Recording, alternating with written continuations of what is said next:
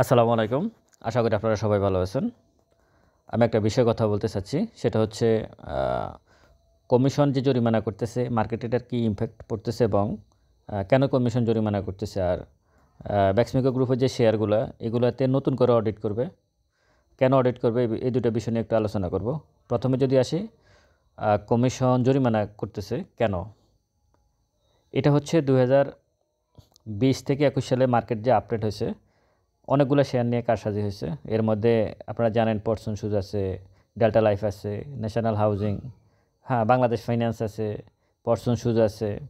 তো এরকম অনেকগুলা ইন্স্যুরেন্সের কর্ণফুলী ইন্স্যুরেন্স আছে। এরকম কয়েকটা জরিমানা, কয়েকটা শেয়ারে কারসাজি হওয়ার কারণে কমিশন জরিমানা করছে। জরিমানাটা শুরু করছে মূলত কমিশন সাকিব আল হাসান, আবুল খায়ের হিরু দিয়ে। প্রথমে আবুল খায়ের হিরুর কিন্তু এর আগেও একবার জরিমানা হয়েছে এই কমিশনের আন্ডারে, রাশেদ মাকসুদ কমিশনের আন্ডারে।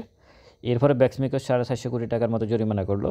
তারপরে গিয়ে আসলো সর্বশেষ আবারও আবুল খায়েরের পরিবারের, আবুল খায়ের হিরুর পরিবার এবং তার প্রতিষ্ঠান মিলে সম্ভবত 126 বা 35 কোটি টাকা জরিমানা করলো তার বাবা, ভাই, বোন যা আছে। গতকালকে আবার নাবিল গ্রুপ সহ এদের মনে হয় 126 কোটি টাকা জরিমানা করলো। মানে বিশাল, বিশাল অঙ্কের জরিমানা। হ্যাঁ, আদৌ তারা এতটুকু প্রফিট করতে পারছে কিনা আমি জানি না। যাই হোক, এই জরিমানাগুলো এখন করতেছে। অনেকের মনে সন্দেহ আছে কমিশনের জরিমানাকে আদায় করতে পারবে। হ্যাঁ, পারবে। কমিশনের জরিমানা আদায় করতে পারবে, কারণ কমিশনের কাছে ক্ষমতা আছে। হ্যাঁ, যাদের জরিমানা করছে তারা যদি মনে করে যে তারা সন্তুষ্ট না, তারা কোর্টে যেতে পারবে কমিশনের বিরুদ্ধে। কমিশনও কোর্টে যাবে। কোর্টে গিয়ে কোর্ট যে ফয়সালা করে দেবে সেটা দুই পক্ষকে মেনে নিতে হবে। শেষ আশ্রয়স্থল হচ্ছে কোর্ট। কিন্তু কমিশন যখন কোনো জরিমানা করে, কমিশন কিন্তু হেয়ারিং করে। আপনার বিরুদ্ধে যদি জরিমানা করবে, আপনাকে কিন্তু ডাকবে, আপনাকে তলব করবে, আপনি এখানে হিয়ারিং করবেন। ওখানে কোর্টের মতো কিন্তু একটা পরিস্থিতি। হুট করে কমিশন কিন্তু হুট করে জরিমানা করে না। কমিশন নিজে তদন্ত করে সমস্ত ডকুমেন্টস কালেকশন করে একটা জায়গায় এসে তারপর তারা জরিমানা করছে। তাদের মন চাইলে তারা ঘুম থেকে উঠে কিন্তু আপনাকে জরিমানা করবে না। আবুল খায়ের হিরুর যে জরিমানা করছে, তাদের কাছে কোনো আ ইয়ে আছে, মানে প্রমাণ ছিল বিধায় তারা জরিমানা করছে। কারণ তারা জানে এই বিষয়গুলো যদি কোর্টে চলে যায়, তখন তাদেরকে প্রমাণগুলো কোর্টে উপস্থাপন করতে হবে।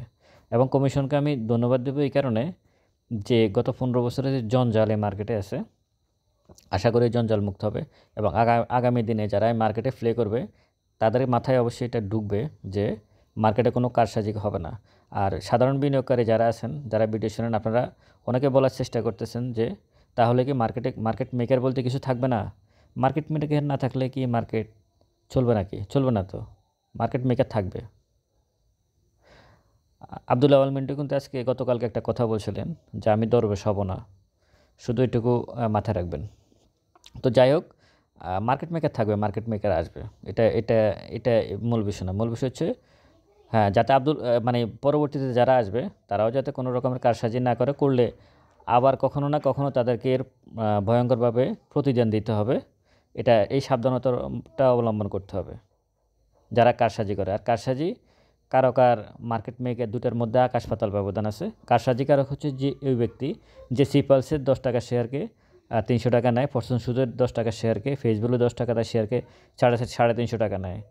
এটা হচ্ছে কারসাজিকারক, এরা কারসাজিকারক। আর মার্কেট মেকার হচ্ছে 10 টাকা শেয়ারের একটা শেয়ারকে সে 15 টাকা, 20 টাকা, 30 টাকা পর্যন্ত নিতে পারে। নিয়ে এর ভিতরে সে ইনকাম করবে, অন্যরাও ইনকাম করবে। এরপর সে আবার ওই 10 টাকা, 5 টাকা বা যেখানে নিয়ে আসুক, একটা লেভেল মেনটেন করে চলবে। ঠিক আছে? একটা শেয়ার উপরে উঠতেছে তো উঠতেছে, ওটা হচ্ছে কারসাজিদের কাজ। আর একটা লেভেল মেনটেন করে তার EPS, net operating cash flow, তার শেয়ারের প্রাইস, ডিভিডেন্ড পলিসি, এই সমস্ত কিছু মিলিয়ে শেয়ার যখন আপে যায় আবার ডাউন হয়, যুক্তিসঙ্গত প্রাইসে আপ ডাউন করে, সেটা হচ্ছে মার্কেট মেকারের কাজ। আশা করি আপনারা ক্লিয়ার হয়ে গেছেন। মার্কেট মেকার কি আর কারসাজিকারক কি। কমিশন এই সিদ্ধান্তগুলো নিয়েছে। আশা করি ভবিষ্যতে যারা কারসাজি করবেন তাদেরকে সাবধানতা অবলম্বন করতে হবে এবং সতর্কবার্তা কমিশন দিচ্ছে। আর এর বাহিরে যে আরেকটা বিষয় নিয়ে যেটা আমি বলতে চাচ্ছি সেটা হচ্ছে আর বিনিয়োগকারীদেরকে আমি ২-১টা কথা বলব। আর Beximco group, Beximco pharma, Beximco limited এবং শাইন ফোকাস সিরামিক্স, এই ৩টা বিষয়ে সিকিউরিটিজ আইন অনুযায়ী ৩ বছর, যে কোনো কোম্পানির ৩ বছর অডিট ফার্ম দিয়ে অডিট করানোর পর নতুন করে অডিট ফার্ম নিতে হবে। কিন্তু সালমান এফ রহমানের এই কোম্পানিগুলো ৫ বছর ধরে, বিগত ৫ বছর ধরে একটা অডিট ফার্ম দিয়ে অডিট করছে। এখানে এই অডিট ফার্ম অনেকগুলো ম্যানিপুলেশন করছে ন্যাবে অনেক বেশি ন্যাব দেখানো হয়েছে, ইপিএস বাড়িয়ে দেখাইছে, নেট অপারেটিং ক্যাশ ফ্লো বাড়ায় দেখাইছে, তারপরে যে তার যে ইনকামকে বাড়ায় দেখাইছে সে। আর অফিসের যে খরচ ছিল Beximco group, shine focus ceramics, তাদের যে অফিসের খরচ ছিল, অফিসের খরচটাকে তারা কম দেখাইছে শুধু মার্কেট এই শেয়ারগুলোর প্রাইস আপে নেওয়ার জন্য, এবং ভয়ঙ্করভাবে বেক্সিমকো কিন্তু আপে নিয়ে গেছে শেয়ারের প্রাইসটাকে। এখনও যেহেতু এটা ফ্লোরে আছে বেক্সিমকো, এখনও এই শেয়ারে অনেক বিনিয়োগকারী আটকে আছে, ফ্লোর কিন্তু ছাড়ে নাই। তো সুতরাং খুব ভয়ঙ্করভাবে কিন্তু এই শেয়ারটা আপ ডাউন করছে। আপ ডাউন বলতে আপে গেছে অনেক, 20 সাল থেকে 21 সাল এই সময়টাতে তো খুব মানে পাবে। তার এখন ইপিএস কোথায় আপনারা দেখেন, তার 20-21 সালে ইপিএস কী ছিল, নেট অপারেটিং ক্যাশ ফ্লো কী ছিল, আর এখন কী আছে, এত তলানিতে এত খারাপ অবস্থা হয়ে গেছে। তো এগুলোর ব্যাপারে কমিশন এখন সিদ্ধান্ত নিয়েছে, তারা মানে খুবই ভালোভাবে নিরীক্ষা করে দেখবে, অডিট করবে আবার নতুন করে 5 বছর অডিট করা হবে। আর অডিট করলে এই শেয়ারগুলোতে যেসব বিনিয়োগকারীরা আছেন আপনারা একটু চিন্তা ভাবনা করবেন, কারণ এই শেয়ারগুলোতে যখন কমিশন অডিট করবে তখন সবচেয়ে বেশি ক্ষতিগ্রস্ত হবে এখানকার বিনিয়োগকারীরা, কারণ এখান থেকে ভালো কিছু বের হবে না এখন আর। ভালো কিছু বের হবে না এখান থেকে, নেগেটিভ বিষয়গুলো সবচেয়ে বেশি বের হবে, যেহেতু সালমান এফ রহমানের কোম্পানি, এটা বোঝাই যাচ্ছে, এটা বলা বাহুল্য। যাই হোক, এর বাইরে আমি আর দু একটা বিষয় নিয়ে বিনিয়োগকারীদেরকে দু একটা কথা বলি। এই যে মার্কেটের এই করুণ পরিস্থিতি, এটাতে সবচেয়ে বেশি প্রবলেমে কারা আছেন, যারা ট্রেড করেন তারা। আমার এখানে দেখি এলোমেলো কিছু কমেন্টস আসে, তো আমি আপনাদেরকে একটু কথা বলি। এলোমেলো কমেন্টস করলে আমার কিন্তু সুযোগ আছে আপনাকে ব্লক করে দেওয়ার। আপনি যদি ভিডিও ভালো না লাগে আপনি অ্যাভয়েড করে যাবেন, আমি চাই না ব্লক করতে, কিন্তু আপনি যদি ভিডিও ভালো না লাগে আপনি অ্যাভয়েড করে চলে যান, আমার কোনো সমস্যা নেই। আমি আপনাকে বলতেছি না যে আমার ভিডিও আপনাকে দেখতে হবে, এটা আমি বলতেছি না। এখানে যার এটা পাবলিক একটা প্ল্যাটফর্ম, আমি বেশিরভাগ সময় বিনিয়োগকারীদেরকে সতর্ক করার চেষ্টা করি প্রত্যেকটা ভিডিওতে যে আপনারা সাবধান হবেন, এটাই বলার চেষ্টা করি।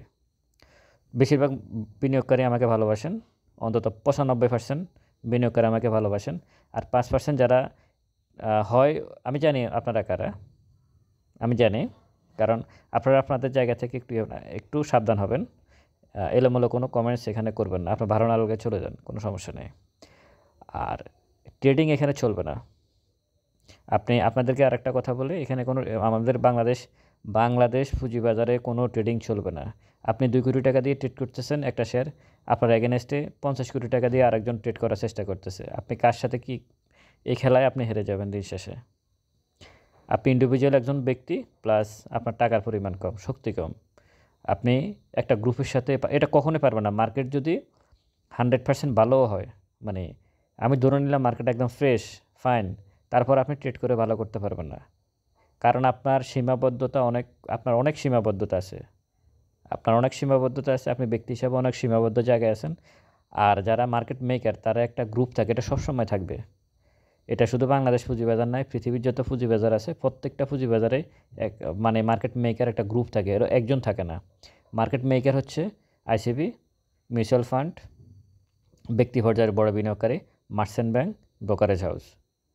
তা আপনি এদের সাথে ফাইট করে ট্রেড করে প্রফিট করবেন, একটা ট্রেড 2টা ট্রেডের প্রফিট করবেন, 3 নাম্বার ট্রেডে মূলধন সহকারে রেখে বাড়ির পথ ধরতে হবে। সুতরাং ট্রেড নয়, ইনভেস্টমেন্ট করুন কোম্পানিতে, ভালো ভালো কোম্পানিতে। হ্যাঁ, আপনারা বারবার বলতেছেন কোন কোম্পানিতে ইনভেস্টমেন্ট করো, ভালো ভালো কোম্পানি, যেসব কোম্পানিগুলো আপনি, এই যে এত ক্রাইসিস গেল মার্কেটের, এত ভয়ঙ্করভাবে মার্কেট পড়ছে গত ফ্লোর তোলার পর থেকে, গত এই এক বছর পুরো 1 বছর মার্কেট পড়ছে। ভালো কোম্পানির কিন্তু কিছু হয় নাই, কয়েকটা কোম্পানি আছে তাদের কিছুই হয় নাই, সেখান থেকে বিনিয়োগকারীরা প্রফিট করে বের হয়েছে, কিন্তু ওই শেয়ারগুলো থেকে বিনিয়োগকারীরা প্রফিট করে বের হয়েছে। অন্তত এরকম 20 থেকে 25টা শেয়ার আছে, ওই শেয়ারগুলোতে বিনিয়োগ করবেন, ওই শেয়ারগুলোতে কিছুদিন থাকবেন, প্রফিট করবেন, মার্কেট থেকে বের হয়ে যাবেন, আবার বসে থাকবেন, টাকা নিয়ে বসে থাকবেন। আপনাদের তো মানে বিনিয়োগকারীদের, আমাদের সবচেয়ে বড় কষ্ট হয়েছে কি, আমরা শেয়ার কিনে 3 বছর বসে থাকতে পারবো, কিন্তু টাকা নিয়ে 3 ঘন্টাও বসে থাকতে পারবো না। আমাদের সবচেয়ে বড় দুর্বলতা হচ্ছে এটা, টাকা নিয়ে 3 মাস 6 মাস বসে থাকতে হবে। আগে আমাদেরকে এই অভিজ্ঞতাটা, এই যোগ্যতাটা অর্জন করতে হবে। ভালো থাকবেন সবাই, ভিডিওটা ভালো লাগলে শেয়ার করবেন। আসসালামু আলাইকুম।